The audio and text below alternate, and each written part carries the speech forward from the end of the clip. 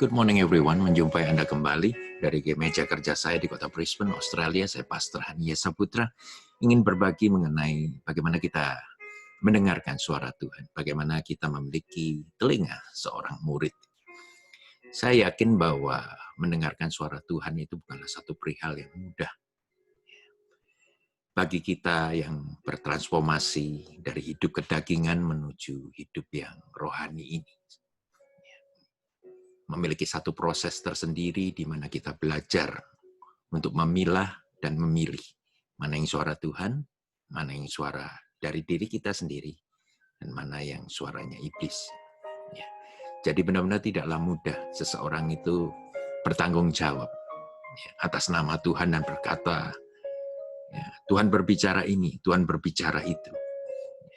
Begitu banyaknya orang hidup serampangan, selalu menggunakan nama Tuhan dengan konsep yang dia miliki dalam pikiran dia. Ibrani 3 ayat 7 mengatakan demikian. Pada hari ini, jika kamu mendengarkan suaranya, janganlah keraskan hatimu.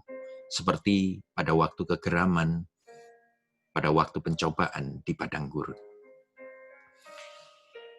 Yang hidupnya serampangan, merekalah yang berkata dengan mudah. Dan terkadang membuat hati banyak orang itu hancur dikarenakan apa yang mereka katakan dalam nama Tuhan. Bukanlah yang Tuhan katakan. Kita bertanggung jawab atas semua titik koma dari ucapan kita, baik di hadapan Bapa maupun di bumi ini.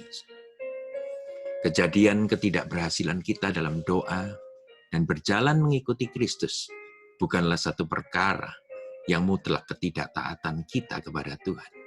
Tetapi seringkali, kebanyakan daripada kita tidaklah mendengarkan perkataannya. Kita kurang dengar-dengaran akan firman Tuhan. Misalnya Tuhan memberikan perintah kepada kita, tetapi kita tidak memberikan perhatian sepenuhnya kepadanya. Bukan sekali lagi karena ketidaktaatan kita, tetapi kita kurang mengasihi dan respect akan Dia. Firman Tuhan katakan, kalau engkau mengasihi aku, maka engkau akan menuruti perintahku. Berarti kita mendengarkan firman Tuhan. Kita mendengarkan suara Tuhan. Dan kita tepat mengartikan apa yang dikehendaki Tuhan bagi kita. Menuruti Tuhan datang dari pendengaran dan pengenalan akan suaranya. Ketika kita sadar bahwa kita secara konstan tidak memberikan respek kepada Tuhan, maka kita merasa bersalah untuk tidak acuhkan Dia. Engkau berkata ini kepada kami, tetapi janganlah Allah berbicara kepada kami. Itulah sikap bangsa Israel pada waktu dengan pemimpin Musa itu. Mereka mengatakan, Tuhan bicara kepada kami, tapi jangan langsung kepada kami, melalui engkau saja Musa. Mereka takut untuk salah mengerti. Tetapi janganlah saudara takut, karena roh Tuhan ada di dalam diri saudara. Kalau saudara dengar-dengaran akan firman Tuhan, membaca firman Tuhan, hati saudara tulus untuk mendengarkan apa kehendak Tuhan. Saya yakin percaya satu hal, bahwa saudara tidak akan tersesat. Saudara tidak akan tersesat. Saudara yang kasih, sikap bangsa Israel terhadap Musa dan Allah Yahweh itu menunjukkan betapa kecilnya kasih mereka kepada Tuhan. Begitu juga dengan kita. Kalau kita hanya bergantung kepada hamba Tuhan, kepada pendeta-pendeta kita, maka kita sendiri tidak akan pernah mendapatkan kasih yang sejati kepada Tuhan sendiri.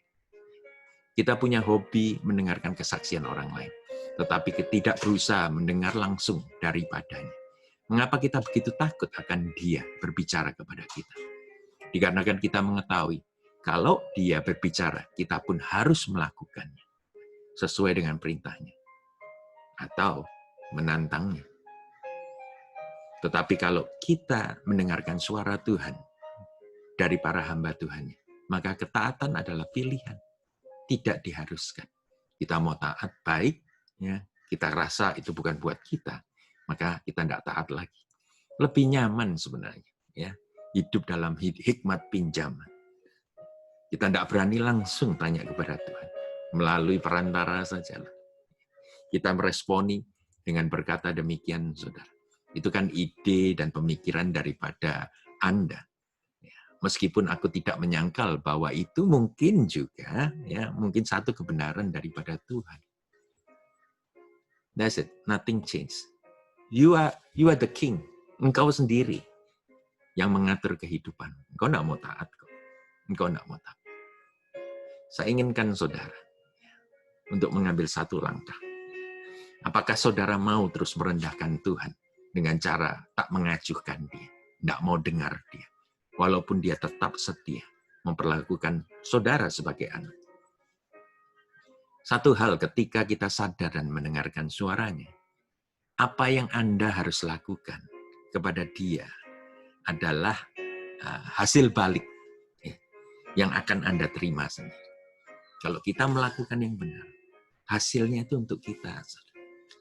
Nah, respon Anda begini, Tuhan, mengapa selama ini aku kurang sensitif dan keras kepala?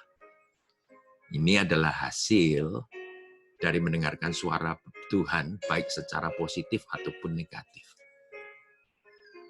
Jelas sekali, saudara. Kalau saudara masih keras hati, saudara tidak berubah-berubah, berarti saudara tidak mendengarkan suara Tuhan. Kalau saudara berubah, maka saudara mendengarkan suara Tuhan. Sebab Tuhan menghendaki saudara berubah. Nah, kesadaran untuk merubah sikap dan hati dalam berinteraksi kepada Allah yang hidup itu adalah sesuatu yang positif sekali. Kita harus start bersama dengan Yesus. Kita stay bersama Yesus. Dan kita akan berakhir juga bersama dengan Yesus. Jangan pertahankan sejarah saudara. Sejarah di mana ketidakberhasilan, kegagalan selalu menumpuk. Tapi mulailah hari ini, saudara berikan telinga saudara sebagai seorang murid, mengasah ketajaman roh saudara, untuk memilah dan memilih sekali lagi, mana suara Tuhan, mana suara diri saudara sendiri, dan mana suara iblis. Saya rasa itulah yang saya ingin sampaikan pada hari ini. Yuk, kita sama-sama menjadi murid Kristus yang sejati. Dalam nama Yesus, Tuhan berkati saudara.